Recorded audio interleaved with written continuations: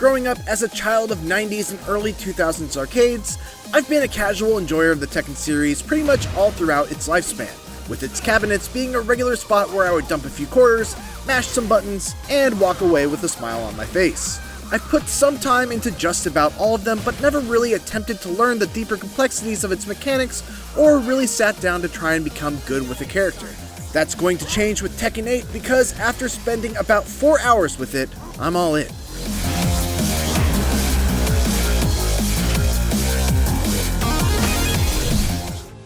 While I am a self-admitted casual fan of the Tekken series, I have at least dabbled enough into Tekken 7 to be able to talk about the most defining differences between it and Tekken 8. Chief among those changes is the new heat system, which is all about enforcing one of Tekken 8's biggest design goals, rewarding aggression.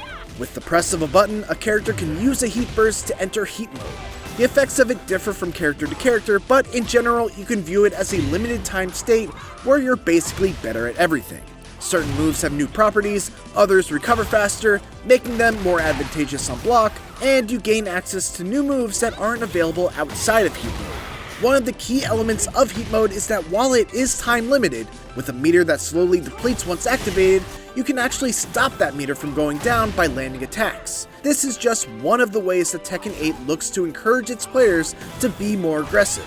Because if you're able to push the pace and land hits while in heat mode, you can keep that state going throughout most, if not all of the round. And if you decide that you instead want to cash out on damage rather than remain in heat mode, you can use a heat smash, which is like a mini rage art super move that does a large amount of damage but spends the rest of your heat meter. The heat system goes deeper than that too. In addition to there being a heat meter, there are also these little icons that govern your usage of certain actions while in heat mode. This is called heat energy, and if you enter heat mode with a heat burst, you'll only get one stock of it. However, if you use what's known as a heat engager, you'll enter heat mode with 2 stocks. These are special moves that, when landed, will instantly put your character into the heat state. Every character has 5 of them, and they're usually a handful of the most defining moves of each character. After you land a heat engager, you can spend 1 stock of heat energy to use a heat dash, which lets you quickly dash in to either connect combos that otherwise could not be connected, or if the heat engager is blocked, you can just get right back up in their face to continue your offense. So let's pause and slow things down as we look at this example between Paul and Jack 8. Paul lands his Phoenix Smasher, which is one of his 5 heat engager special moves. Landing a heat engager gives him a free dash that he can use to get in close, but I actually don't think that this is a true combo. Nonetheless, he lands that cool launcher into throw combo from the trailer. Then he lands another Phoenix Smasher, and when you land a heat engager during heat mode, you're able to use a heat dash to continue the combo. So he spends a stock of heat energy on a heat dash, picks him up off the ground, and finishes with a heat smash. Note that Paul now no longer has any heat meter to work with for the rest of the round.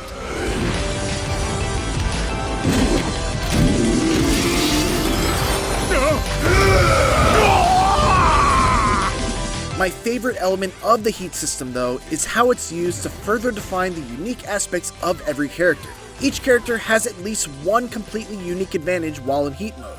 For example, while in heat mode, King gets armor on his Jaguar run, making him a grappler with an armored command run to get in on opponents. Kazuya, meanwhile, can execute his iconic electric Wind God Fist technique without having to be frame perfect on the input.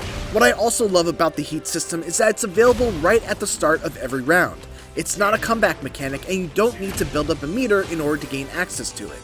You're free to use it whenever and however you please. The already existing comeback mechanic from Tekken 7, Rage, does make a return, with it once again causing a character to go into a rage state once they reach a critical level of health. While in the rage state, your damage increases and you gain access to your ultra-powerful rage art technique. That said, rage drives are a thing of the past, largely because it's a mechanic that felt redundant due to the addition of the heat state and the advantages it provides. Another brand new element of Tekken 8 is the addition of a special control type, which is Tekken 8's new attempt at making its complex fighting system a little more approachable for newcomers. When in special control mode, each button has a recommended move and combo for each character.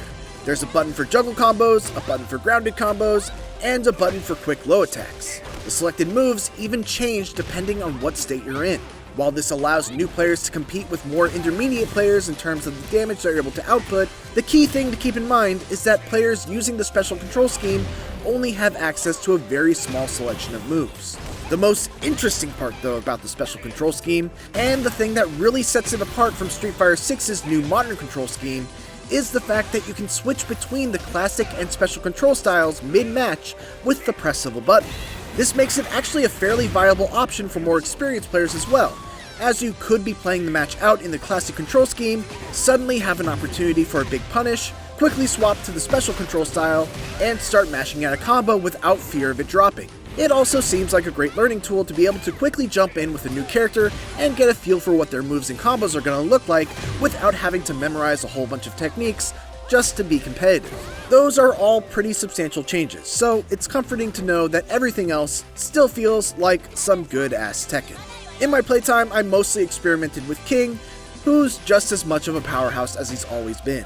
One of my favorite changes to him is that his reverse arm slam combo has been simplified, allowing him to go into the next throw in the chain with a single button press as opposed to a series of inputs that need to be memorized.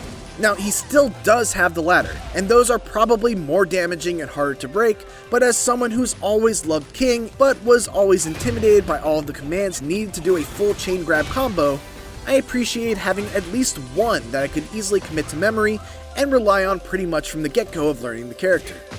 I want to give a shout out to Tekken 8's command list too, which does a great job of giving extra context to the recommended moves for every character. It told me recommended combos, moves to use that are advantageous on block, what moves will launch an opponent, what to do after launching them, what to do after activating heat mode, and much more. These move lists are extremely intimidating, with each of them containing hundreds of techniques, and Bandai Namco is really putting in the effort by making them much more user-friendly. After my playtime was over, I left with a renewed enthusiasm to get into Tekken on a more serious level. Tekken 8 looks phenomenal. Its hits feel as impactful as ever, and its iconic cast of characters are even more uniquely defined thanks to the new heat system. There's still a lot we have yet to see, but as far as first impressions go, Tekken 8 is a knockout.